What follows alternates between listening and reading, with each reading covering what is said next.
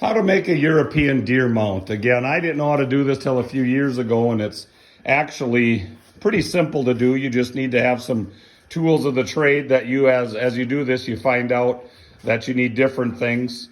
You see I got tweezers, I got baby bottle brushes, I got different sets of knives, and the biggest tool that is the handiest, go to Runnings and get a fish hook taker out, or there it is. I go through about one a year doing this project, and you're ready to go. So then you get out here, and after doing this, I've learned to make some apparatuses.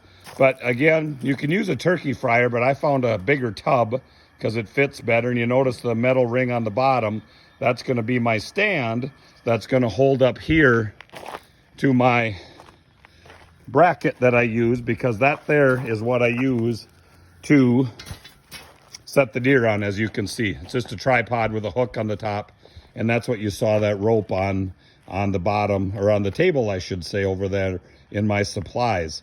So again, get this water going. You got to bring it to a complete boil, so you can see it's not ready yet. And then the trick is, I use Mackenzie taxidermy.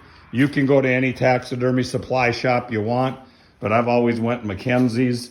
And then you got to make the purchase, and I'm hoping for a bumper crop this year. So I bought me 2 5-pounds of the Miracle, and the Miracle powder right there, as you can see, is soda ash. And you can get it, like I said, I get it from Mackenzie's. But again, that's what turns the meat into sort of like a jelly, and then you can scrape it off easier. But it's still a heck of a battle. You probably end up doing 3 soakings in the water, and then every soak you got to come here and scratch off, and then you go soak it, then you scratch off.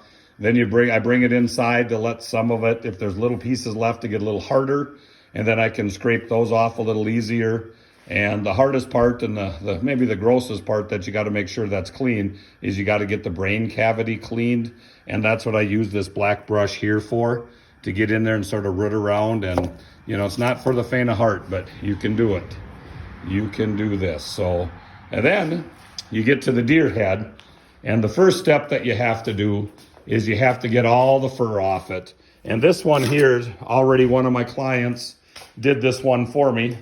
So again, helps me out. I don't have to do the skinning, but that one's all skunned out, and that one's gonna be ready to dunk here soon. But this is the first step. You gotta get all the fur off, and then you're ready to go. And I tie the rope, and I got it into a knot at the top here so I can use that tripod. You gotta tie this to the base of the antlers, and you gotta be careful so that you don't get the antlers touching the side of the pot, because the pot gets really hot and you could put a burn mark in the antlers.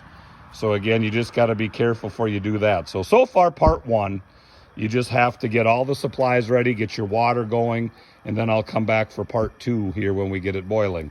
So to be continued.